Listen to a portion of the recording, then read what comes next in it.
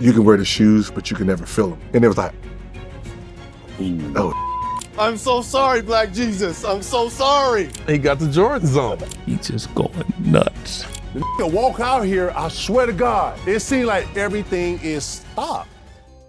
My rookie year, we were playing the Chicago Bulls, and this is Michael Jordan's third or fourth year in. Okay. And we were playing the next exhibition game in some obscure place. And most veterans do not like to play in exhibition games. They want to get to the real thing. I'm a wide-eyed, energetic rookie, and we're playing this exhibition game, and Michael's going through the motion. And Chuck Person, who's on my team, who's a trash talker as well, is like, can you believe Michael Jordan, the guy everyone's talking about, who's supposed to be able to walk on water?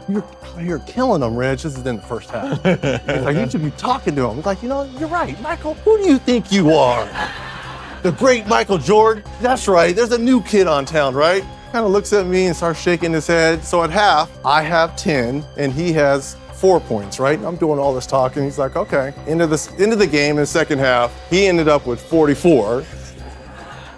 And I ended up with 12. So he outscored me. It's 40-2. And as he's walking off, he's like, be sure and be careful. You never talk to Black Jesus like that. Okay, I'm so sorry. I'm so sorry, Black Jesus. I'm so sorry. Did you ever do it again? Never to Michael Jordan. Never to Michael. MJ was like watching something that. Hey, let me ask you something. When you stepped on that court with MJ, did he have a glow? I swear to God, he had the orange joint. Hey, listen, I'm not even laughing at this. So look, Hold on, you ever look into the sun? I want to don't do this. And if you look into the sun and look back at something, you're gonna see like a green, right? Man, listen, I'm in Chicago. I hear it. The walk out here, I swear to God, it seemed like everything is stopped. This is moving like in slow motion. Every in here looking at him, and he know it. Right. Never seen on the stage like bro, you know, MJ. When I was a rookie, my very first game playing against Michael Jordan and the Bulls. Oh. And we had a guy named Greg Minor guarding him. And, you know, it was a little dust up. Greg's playing hard. He's playing, you know, of course, you got to play as hard as you can as MJ. Right. It's opening night. My mom at home watching, the kids watching, everybody watching. So they got in a little scuffle. MJ's going to the free throw line, and he looks at Greg and he says, I should make you take my shoes off. I looked down, I didn't even realize it. I looked down and he got the Jordans on. So I said, oh man, this is my first game ever. I said, this is what I got to look forward to. You learned a valuable lesson though, right? Well, obviously I didn't say much to MJ the rest of the night. That's right. I didn't want to be on that reel. So that was my welcome to the league moment, talking. even though it wasn't too Involving. many. Thank goodness. Before the game, the guy was like, hey, Tim, I got a bet. I said, what's the bet? He said, I got a bet that you're going to score 6 points, 4 or 6 points with that Michael Jordan. I said, okay. So how much the bet? He said, about 80,000. I said, 80,000? He said, yeah. I said, okay. I said, but I need that. It was an original Louis Vuitton jacket that he got made. And I wanted that jacket. So I got to have that jacket and I got to give me $10,000. I said, you got a minute and 30 seconds, man. I got to go play. Let me know. He's like, oh, man, your bet. I said, all right, cool. So after after I took the ball from Craig Hodges, I went up for a layup. They called timeout. He was like, damn, Craig, you can't stick him? I said, no, he can't stick me. Why don't you switch off on him? You said it to M. To M. The crowd went, ooh. Mike just turned his head and just kept walking like, man, no, y'all got to deal with that. Oh, he didn't want the problem. No, he didn't want that problem. He didn't want that problem. And plus, I'm at the crib too. Yeah. I'm in front of my crowd. Yeah. I'm rolling too. Yeah. It's nip and tuck. He's supposed to have fouled out, but you know, that's Mike. They won in double overtime. But I tell you this, man. Mike said after the game, he said, good game. He looked at me in my eye. He said, you got a chance. You got a chance. At that particular point, you still trying to feel yourself out. Right. You still trying to understand, you know, if you got a chance, that door open. And it from him too. And it's from him. It opened. When that door opened an inch, I kicked that open, man. Because you getting that from him, my confidence went to another level.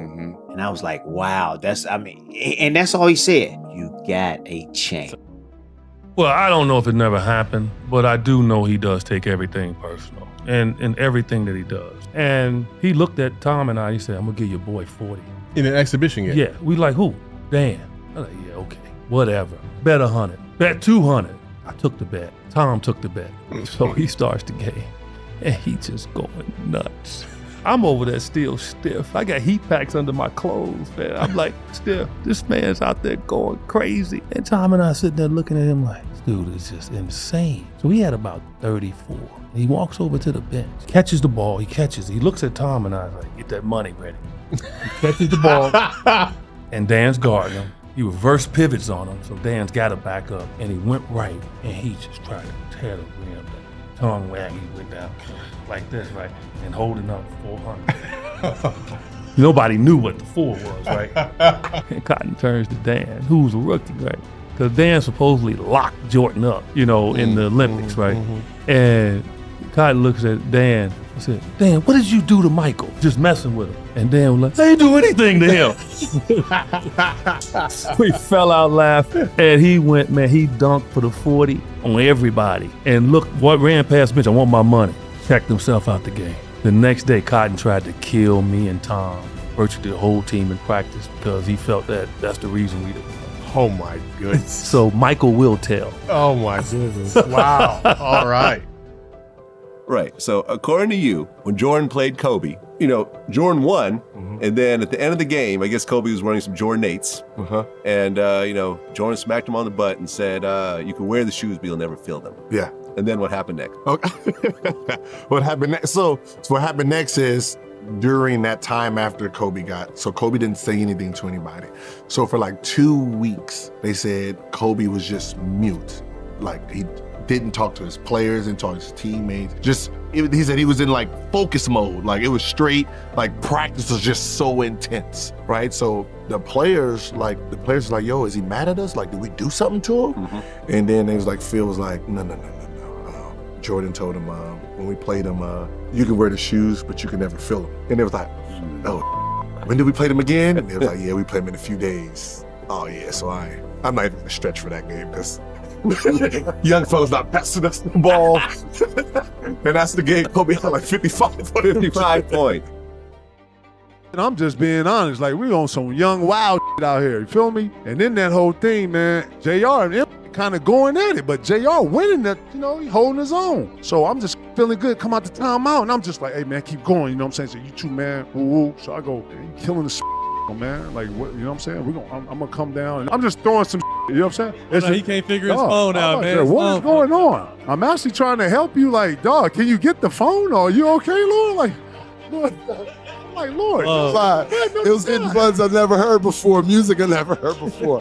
I said, let me just turn it off. I don't know what's going on. You need a minute, like, So you good. him and MJ are going at it. Yeah, they going at it, but in the timeout, we come out, if I'm being honest, it was just in the rhythm of the game. So it ain't really nothing too crazy, but he got it going. So I'm just showing some, hey, keep going type, whatever, right? Because we know it's the Bulls. So this is when they was the Bulls. So as we going into it, I was like, man, keep killing that man, woo. So I just get on by myself.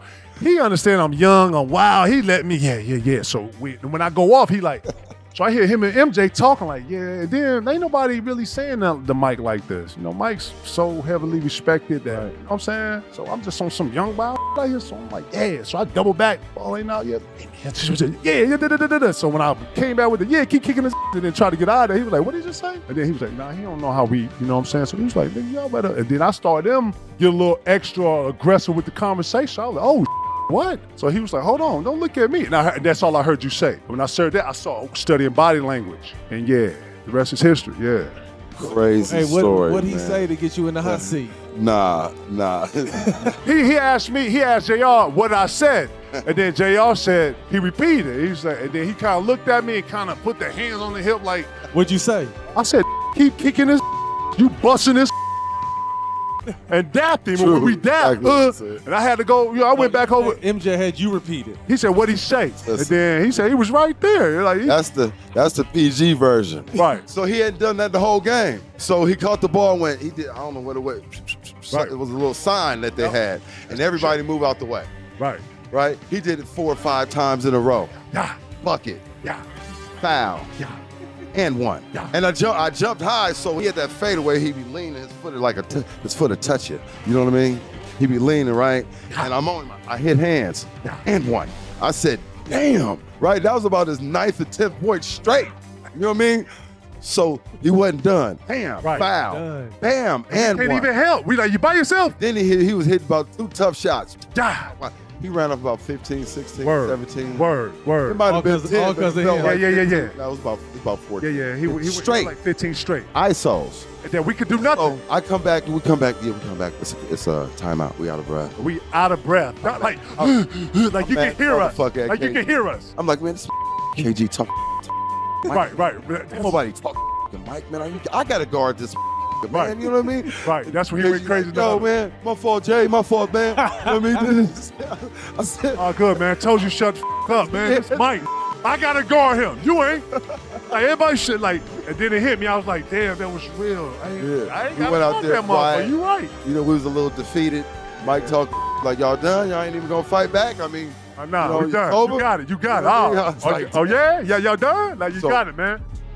But I got a chance to spend time with Michael Jordan, and we played one-on-one. You know how you're before the layup line and different things like that. And I always knew Michael Jordan was great, but when I chatted with him and he was able to break down my game, Jamal, you like to go left 80% of the time, pull up with the right hand and different things like that. But then he gave me a solution. Go right 2 or 3 times in the game, and then gave me a story. He said, Dr. J and Larry Bird passed something down to me to play the game within the game. And I said, well, what are you referencing? He was like, well, in the game sometimes, I'm not just going to score, it's how I'm going to score. So Jamal, if you go right 2 or 3 times in the game and you make a pull-up jump shot or right hand layup or whatever it is, you're balancing out your game, you're keeping the defense off balance. And this man went through every all-star and chatted about what their strength and weaknesses off the top of his head. And I sat there and I was like, I thought I knew a lot about basketball, but he's on a different level